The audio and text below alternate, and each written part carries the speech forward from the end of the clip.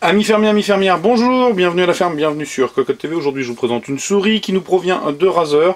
Alors nous l'avons testée il n'y a pas très longtemps d'ailleurs, en Naga version 2014, donc Naga filaire. Aujourd'hui nous vous proposons au test la Naga Epic, qui n'est pas forcément une nouveauté puisqu'elle existe depuis un petit moment, mais elle revient en version chroma, donc équipée des diodes RGB, et qui dit Epic, pardon, veut dire aussi tout simplement sans fil, ce qui est plutôt appréciable. Donc chez Razer, on a toujours les mêmes présentations au niveau du packaging, c'est-à-dire tout est orienté autour du noir et du vert.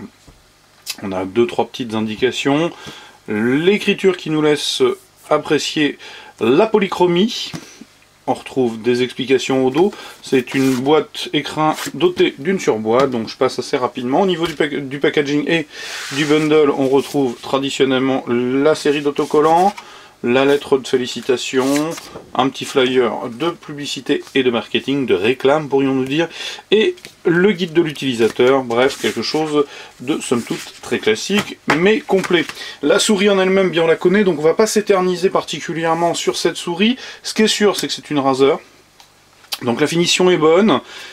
Les matières, c'est un choix spécifique de Razer, c'est un plastique légèrement granuleux pour favoriser l'accroche, et c'est vrai que de manière générale on n'a pas la main qui glisse dessus, puisque j'ai déjà utilisé, je l'ai déjà testé, très honnêtement. Donc finition impeccable, pas de critique particulière, les matières plutôt bonnes malgré tout. La souris fait un petit peu trop plastique et je suis pas forcément sous le charme de ce revêtement, mais il faut reconnaître qu'il au niveau de la tenue dans le temps, pardon, je cherchais mes mots, c'est nettement meilleur, nettement plus solide que du soft touch qui se griffe, qui peut éventuellement même disparaître avec le temps. Là vous avez quelque chose qui normalement ne bougera pas. Donc la souris, comme vous le voyez, assez ronde, la coque porte le rappel des 3 serpents. En remontant, on trouve les boutons de DPI rectangulaires insérés dans une fente, la molette pas exceptionnelle mais qui fait le job, il n'y a pas de souci, elle est plutôt agréable, les crans sont assez marqués, le défilement est souple, c'est pas trop mal, et par rapport à la Naga première du nom, elle est devenue quadridirectionnelle. Les clics, pas de grandes nouveautés, des switch home run. Sur la partie droite, on va retrouver un petit repose-doigt, un pavé avec des picots hexagonaux de caoutchouc antidérapant. De l'autre côté, bien la spécificité majeure de l'Epic, le pavé numérique de 12 boutons.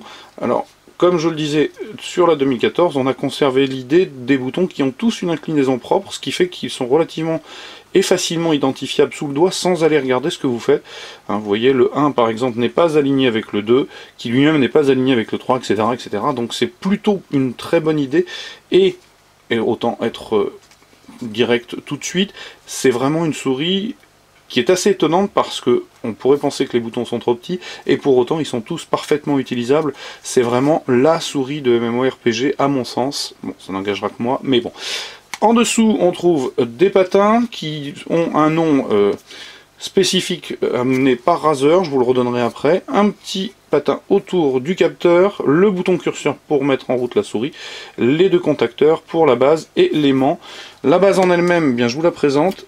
Très bonne idée concernant cette base, un socle en caoutchouc assez collant, même franchement très collant, c'est-à-dire que vous le posez, vous pouvez y aller, ça bouge. Il faut vraiment tirer, ça adhère au bureau à partir du moment où c'est du laminé. Alors après, je pense que ça adhère de la même manière sur le verre. Oui, je suis sûr que ça adhère de la même manière sur le verre, puisque mon bureau est en verre. Et il n'y a pas eu de souci à ce niveau-là. Donc les 2 contacteurs, 2 petits plots de caoutchouc, pardon, pour reposer délicatement la souris. Un fil détachable, puisque vous pouvez utiliser la Naga en version filaire, qui vient donc se connecter à la machine, hein, puisque j'ai mis en route le Synapse, de façon à vous montrer la lumière et les possibilités d'éclairage. Donc, un fil gainé, je vous le disais, qui peut se connecter soit sur la base, soit sur la souris. Alors, je m'excuse, mais ayant testé la souris, vous voyez, elle clignote en rouge, elle n'a donc pas trop de batterie. Ce qui fait que je vais la mettre sur son socle, je vais couper l'allumage quelques secondes, histoire de vous parler du RGB. Donc, avec Synapse, on peut paramétrer à la fois le pavé latéral et la molette sur des comportements lumineux assez simples somme toute. Nous allons avoir essentiellement un mode breezing qui est en activité ici, avec un cycle de couleurs qui est aussi en activité ici. Vous voyez, on passe du bleu au violet, etc., etc. C'est à peu près tout ce qu'on peut faire. C'est pas forcément aussi important que chez Corsair, mais c'est plaisant à l'œil, ça indéniablement c'est plaisant. Donc je vais rallumer la lumière. Au niveau de la technique que vous apprendre, bien elle embarque un processeur 32 bits ARM pour gérer toutes les macros que vous pourrez mettre sur les 19 boutons au total de la souris qui sont donc programmable, pardon, je cherchais encore une nouvelle fois mes mots. Le capteur laser est un 8200 dpi en version en 4ème génération, donc il encaisse 50 G d'accélération, quelque chose d'assez phénoménal. Alors clairement, si vous jouez de manière traditionnelle, 50 G, à part jeter la souris contre le mur, il ne décrochera pas, il y a peu de chance. Je me permets de regarder.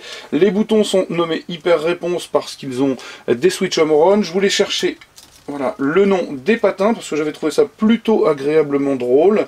Les patins sont des... Je cherche, vous m'excuserez. Voilà, des zéro acoustiques ultra slick. Ce qui signifie en gros qu'ils sont en téflon. Ce qui est clair, c'est que la souris tombe bien dans la main, ça c'est évident. Elle est plutôt facile en termes de préhension. Finger, claw et palme grip ne posent pas de problème, avec peut-être une propension plutôt pour le claw, mais bon, voilà, ça reste une souris très aisée à prendre en main. Et les fameux patins, donc, qui sont en téflon tout simplement, l'aident dans la mesure où elle glisse vraiment très très bien. Il n'y a rien à dire, la Naga 2014 glissait très bien, donc celle-ci glisse aussi bien, il n'y a pas de souci.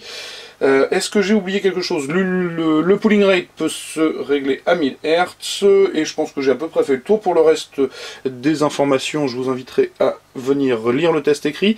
Ce que je peux vous en dire, c'est que malgré tout, elle a, à mon sens, un seul défaut aujourd'hui, c'est que, comme vous l'aurez constaté, elle est sur batterie et on ne peut pas ouvrir la souris. Donc quand la batterie sera fichue, la souris le sera certainement aussi.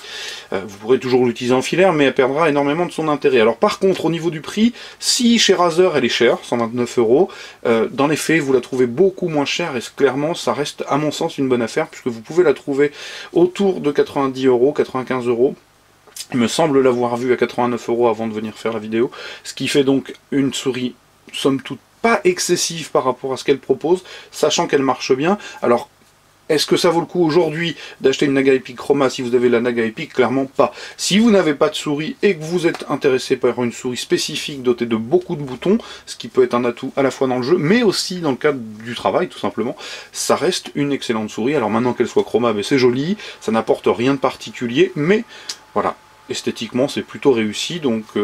ne boudons pas notre plaisir par rapport à cela, sachant qu'elle est tarifée relativement raisonnablement, et qu'à mon sens c'est certainement la meilleure souris Razer, de Razer tout simplement. Voilà, je vous invite donc, je le répète, à venir lire le test écrit qui paraîtra très très prochainement sur Cocoteland, et je vous souhaite comme d'habitude une excellente journée, je vous dis au revoir et à bientôt.